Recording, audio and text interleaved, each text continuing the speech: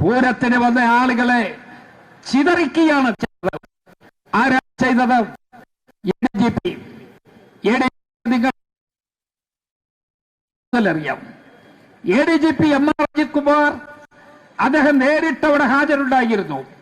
അദ്ദേഹത്തിന്റെ കീഴിൽ കുറേയധികം പോലീസുകാരും ഉണ്ടായിരുന്നു. MR അജിത് കുമാർ നിർദ്ദേശിക്കാതെ ഈ കാര്യം അവിടെ നടക്കുമോ? ഈ കാര്യം എന്തെങ്കിലും അവിടെ നടക്കുമോ വിശ്വസിക്കാൻ? MR അജിത് കുമാറാണ് തലേന്റെ തലേ ദിവസം തലയാഴ്ച അവിടെ നിരന്തരമായി സന്ദർശിച്ച് ആ കാര്യങ്ങൾക്കൊക്കെ നേതൃത്വം കൊടുക്കുന്നു എന്നുള്ള രൂപമുണ്ടാക്കി കൊടുത്തു. അതിനുശേഷം എന്തുണ്ടായി? അവിടെ ആ പൂരം കലക്കുന്നതിന് വേണ്ടിയുള്ള നടപടികൾ എടുത്തു. ജനങ്ങൾ ചിതറി ഓടി. പൂരം വേണ്ട എന്ന് പറഞ്ഞു ഉപേക്ഷിക്കേണ്ടി വന്നു. വെടിക്കെട്ട് നിർത്തിവെച്ചു. മുന്നോട്ട് പോകാൻ നിവൃത്തിയില്ലാത്ത സാഹചര്യമുണ്ടായി. പൂരം കലക്കാൻ തീരുമാനമെടുത്തപ്പോ ആ തീരുമാനത്തിന് മുമ്പിൽ ഒരു ഹീറോയെ പോലെ സുരേഷ് ഗോപിയെ അവർ കൊണ്ടുവന്ന് എഴുന്നള്ളിച്ചു. അദ്ദേഹം തൊട്ടപ്പുറത്തിരിപ്പുണ്ടായിരുന്നു. ആരാ അദ്ദേഹത്തെ വിളിച്ചു വരുത്തിയത്? അദ്ദേഹത്തെ വിളിച്ചു വരുത്തിയത് വളരെ ഉന്നതരായിട്ടുള്ള ആളുകൾ, പോലീസിന്റെ ഈ നടപടികൾ അറിയാവുന്ന ആളുകൾ തന്നെയാണ് അദ്ദേഹത്തെ വിളിച്ചു വരുത്തിയത്. അദ്ദേഹം വന്ന് അവിടെ സിനിമാ സ്റ്റൈലിൽ ഒരു ഷോ കാണിച്ചു. അദ്ദേഹം ജനങ്ങളുടെ മുമ്പിൽ പൂരം നടത്തുന്നതിന് വേണ്ടി നിലനിൽക്കുന്ന ആളാണ് എന്ന് വരുത്തി. പൂരം ചതറിക്കുന്നത് അനിൽകുമാർ, പൂരം നടത്തുന്നതിന് വേണ്ടി സുരേഷ് ഗോപി. അവസാനം എന്തുണ്ടായി? അവിടെ ദൈവഭക്തിയുള്ള ആളുകൾ, തൃശൂർ പൂരത്തെ ആരാധിക്കുന്ന ആളുകൾ, ഈശ്വരഭക്തിയുള്ള ആളുകൾ അവരെ ചിതറിച്ച് BJP പാളയത്തിൽ എത്തിച്ചു കൊടുത്തതിന്റെ ഉത്തരവാദിത്വം MR അജിത് കുമാറിനാണ് എന്നുള്ള സത്യം ഇവിടെ രഹസ്യമാണോ? എല്ലാവർക്കും അറിയാമല്ലോ. അതിനുശേഷം ബഹളായി. എന്താ ബഹളം?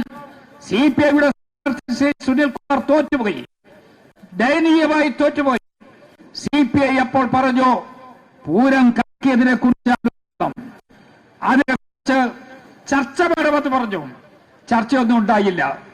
അന്വേഷണം വേണമെന്ന് പറഞ്ഞു. ആരെ അന്വേഷിക്കാൻ? നമ്മൾ കരുതി ഹൈക്കോടതി ജഡ്ജിയെ വെക്കുമായിരിക്കുമെന്ന്, അല്ലെങ്കിൽ ഏതെങ്കിലും ജുഡീഷ്യൽ കമ്മീഷനെ വെക്കുമെന്ന്. ആരെയാ വെച്ചത്? ഇവിടെ പൂരം കലക്കുന്നതിന് നേതൃത്വം കൊടുത്ത MR അജിത് കുമാറിനെ തന്നെ ഈ കാര്യം ഏൽപ്പിച്ചു കൊടുത്തു. അത് അന്വേഷണം നടത്തി. അന്വേഷണത്തെക്കുറിച്ച് അന്ന് നമ്മൾ ചോദിച്ചിട്ടു. ഈ അന്വേഷണത്തിലൂടെ സത്യം പുറത്തു വരില്ല എന്നെല്ലാവർക്കും അറിയാമായിരുന്നു. അതുകൊണ്ട് തന്നെ ഈ അന്വേഷണ കമ്മീഷനെ കുറിച്ചോ ആ അന്വേഷണത്തെക്കുറിച്ച് നമ്മൾ സംശയം ഉന്നയിച്ചു. നമ്മൾ പറഞ്ഞ കാര്യം സത്യമാണ് എന്ന് MR അജിത് കുമാറിനെ തട്ടിക്കൂട്ടിയ റിപ്പോർട്ട് കണ്ടപ്പോ നിങ്ങൾക്ക് പിടികിട്ടില്ലേ? അതിനകത്ത് അദ്ദേഹം പറഞ്ഞിരിക്കുന്നു അവിടെ പോലീസിന് ഒരു കുഴപ്പമുണ്ടായിട്ടില്ല, അവിടെ പൂരം മനഃപൂർവ്വമായി ആരും കലക്കിയിട്ടില്ല. പിന്നെ എങ്ങനെയാ കലക്കിയത്? പിന്നെ എങ്ങനെയാ വെടിക്കെട്ട് നിർത്തിവെച്ചത്? പിന്നെ എങ്ങനെയാ ആളുകൾ ചിതറിയോ എഴുന്നള്ളത്തായ തീരുമാനിച്ചത്? അതെല്ലാം ചെയ്തിട്ടും ഈ സത്യം കുഴപ്പക്കാരനെ വെച്ചോ. മോഷണത്തെക്കുറിച്ച് അന്വേഷിക്കാൻ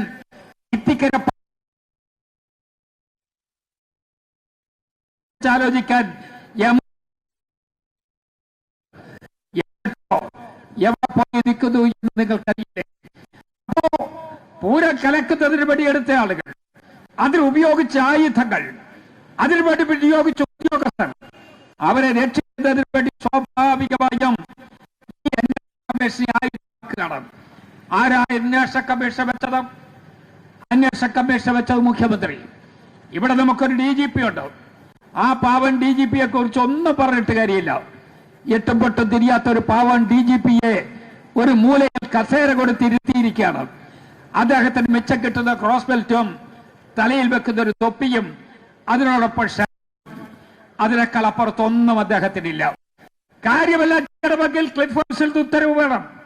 ആ ഉത്തരവിന് പിന്നിൽ P ശശി മുൻ മുഖ്യമന്ത്രി, എന്നിട്ട് അവർ കൊടുക്കുന്ന ഉത്തരവ് അപ്പാടെ നടപ്പാക്കുകയാണ്. ആ ഉത്തരവല്ലേ ഇവിടെ നടന്നത്? ആ ഉത്തരവിന്റെ ഫലമെന്താണ്? BJP ആണ് കേരളത്തിന്റെ രക്ഷകരെന്ന് വരുത്തി വെക്കാൻ വേണ്ടി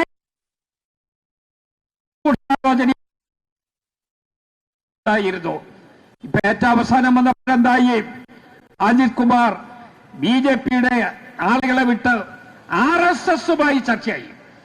RSS-ന്റെ പ്രധാനപ്പെട്ട നേതാക്കന്മാർ 2 പ്രമുഖരാണ് നേരിട്ട് ഇവരെ കണ്ടത്.